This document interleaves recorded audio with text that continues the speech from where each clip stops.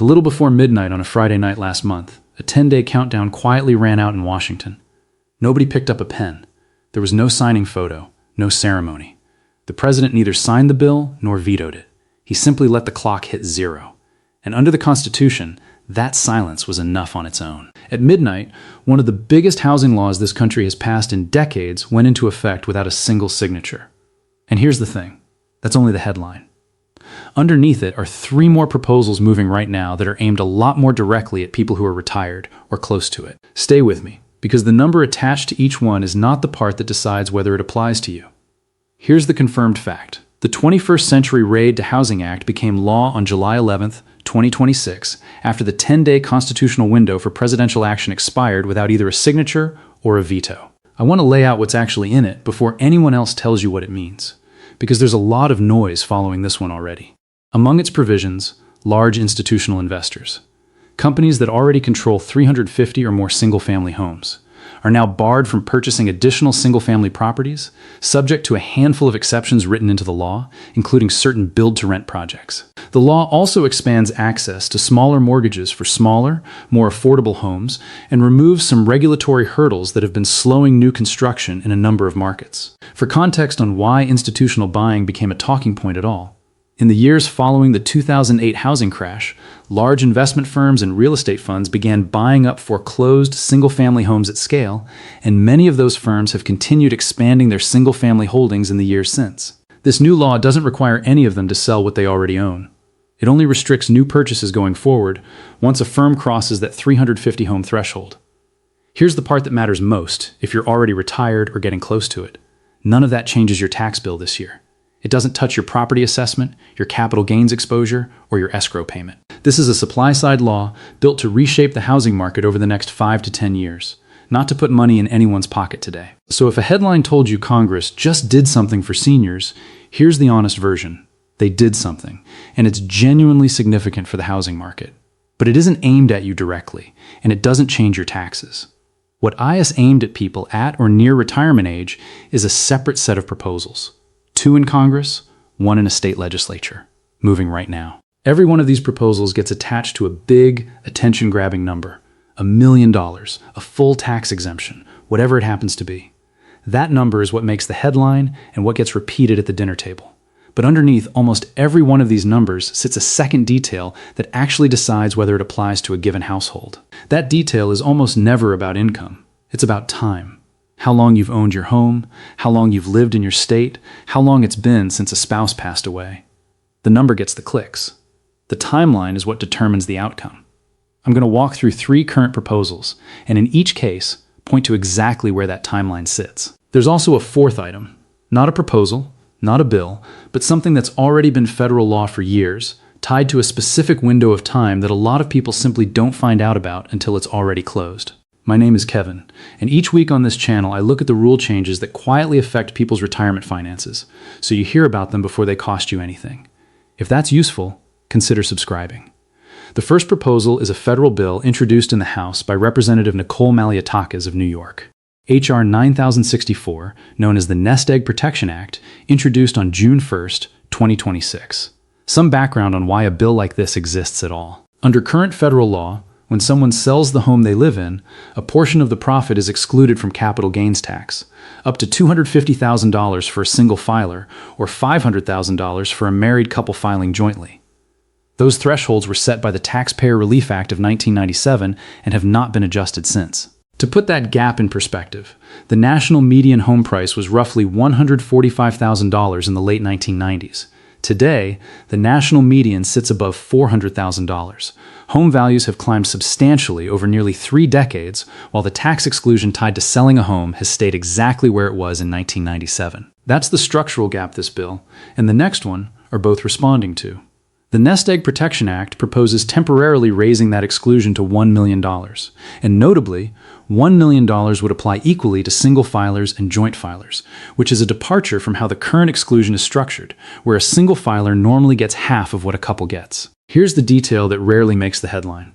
To qualify, the bill requires the homeowner to have owned that residence for at least 25 years. Not 2 years, not 10, 25. That single requirement excludes a lot of people. Someone who downsized once in their 60s? Someone who relocated after losing a spouse? Someone who moved to be closer to family or medical care? Two people can be the same age, with the same profit on the same type of home, and only one of them clears that 25-year bar.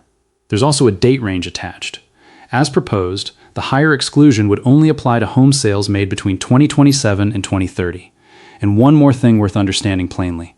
This bill has been introduced and referred to committee. It has not passed. Most bills that reach committee never come up for a floor vote. Nothing about this proposal is guaranteed to become law, in its current form or at all. There's a second federal bill worth knowing about, and it takes a different approach entirely. It's H.R. 1340, the More Homes on the Market Act. Instead of a large exemption for a narrow group, this bill would simply double the existing exclusion for everyone. $500,000 for single filers, $1 million for joint filers, and index those figures to inflation going forward so they don't fall behind the way the 1997 numbers did. No age requirement, no ownership length requirement, no specific sales window. It's worth noting that a large, clearly labeled number like $1 million tends to attract more media attention than a provision about indexing to inflation, even when the second policy would eventually affect a much broader group of homeowners over time. Both bills are proposals. Neither is current law. The third one isn't federal. It's a state bill in Pennsylvania, introduced in the state Senate in April 2026 by Senator Doug Mastriano. It's named the Sam Worley Elderly Tax Relief Act after a World War II veteran from Chambersburg who reportedly was still paying property taxes into his 100th year of life. What the bill proposes is a full exemption, not a reduction, a complete exemption, from school, county, and municipal property taxes on a qualifying primary residence.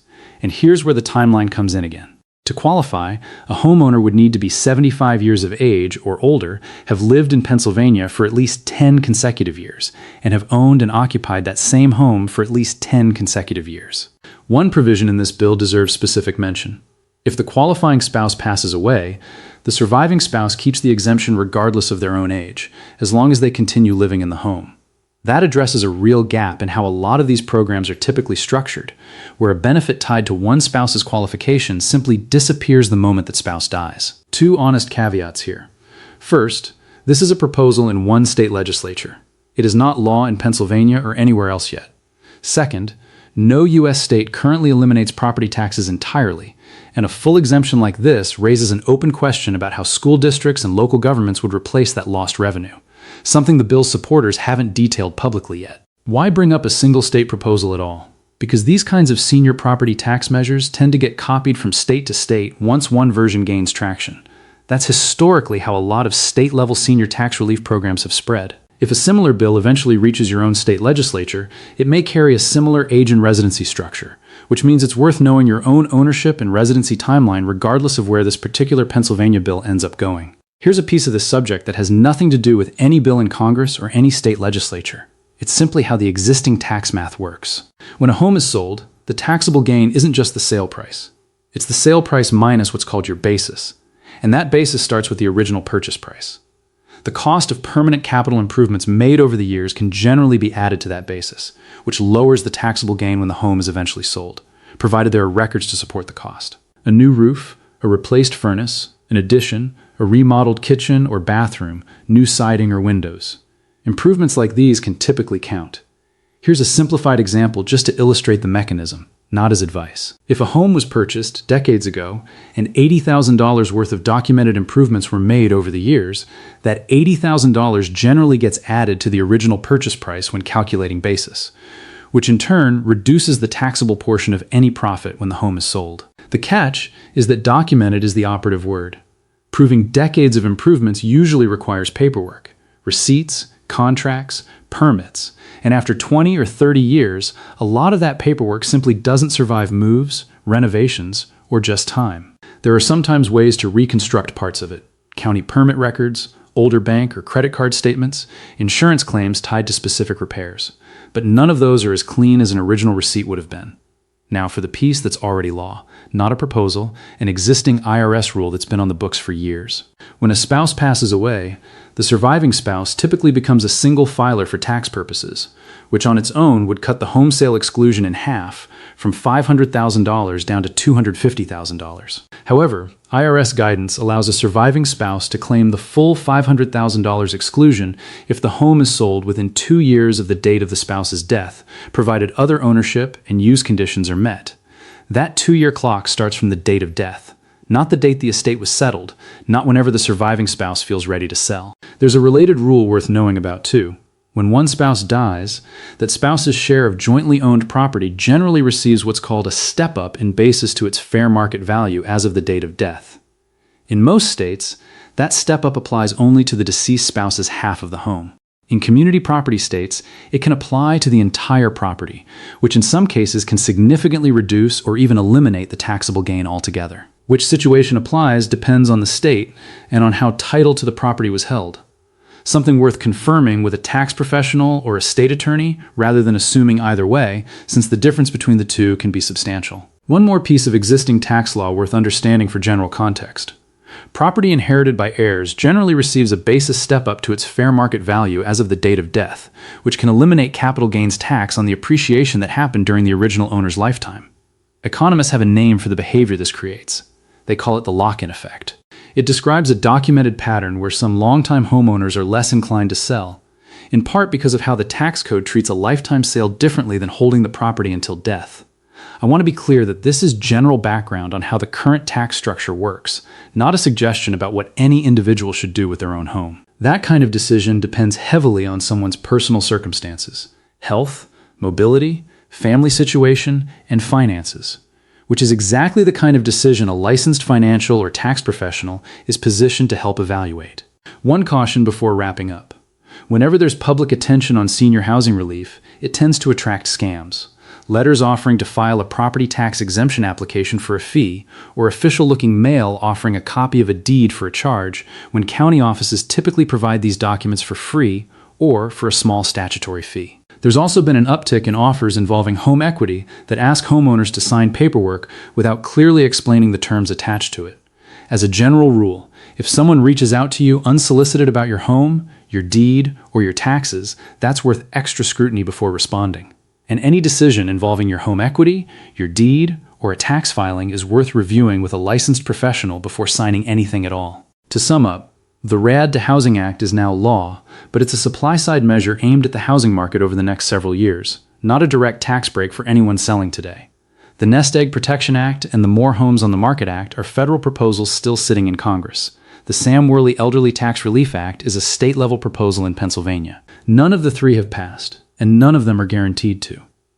What is already in effect right now is the 2-year surviving spouse window and the basis step-up rules, both genuinely worth understanding if either could ever apply to your own situation or to someone you know. If any of this touches your circumstances, how long you've owned your home, a surviving spouse timeline, or your basis records. A licensed tax professional or financial advisor can walk through the specifics with you in a way a general video like this one can't. This video is for informational and educational purposes only. It was created using an AI-generated avatar and does not constitute financial, legal, or tax advice. Tax laws and proposed legislation can change, and individual circumstances vary. Please consult a licensed financial or tax professional before making any decisions about your home or your retirement finances. Thanks for watching. I'm Kevin. See you in the next one.